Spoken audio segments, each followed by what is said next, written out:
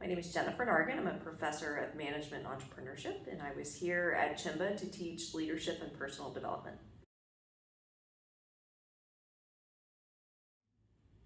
Absolutely. I mean, I think the research clearly shows that leaders are not born, but they're made. And so overall, leaders can develop over time. There are skills, there are behaviors that people can learn how to enact, both in themselves and also teach to others. So absolutely. I think as you look big picture, a leader sets the model for people, so they certainly are a role model for people. They also have typically a compelling vision, something that attracts people to them. We talked about kind of a magnet in class. They also engage people, support them in what they want to do, so building those relationships is important.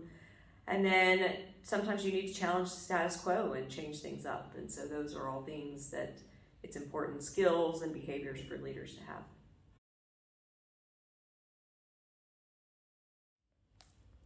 I think some things come more naturally to women, which have been found to be actually very effective, and those are the building of relationships. And so I think that's one of the things that women do really well and should continue to hone those skills. But at the same time, I think they also need to step up and take charge at times as well, and not be hesitant to do so.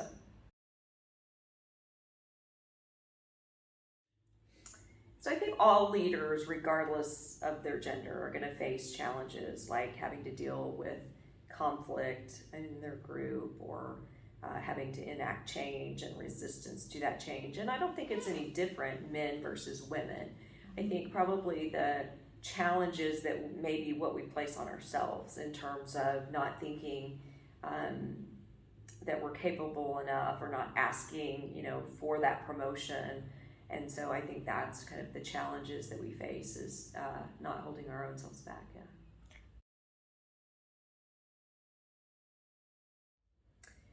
I think we need to continue to build that pipeline, and those that are in leadership positions need to continue to support and role model for the women that may be at different tiers of the organization. So I think we've made strides. Certainly the numbers aren't there in terms of the CEOs or top management teams yet, but as you mentioned, we've come a long way. And so now I think it's important just for us to look across the organization and see how can we support other women within, so that they can step up into those leadership roles.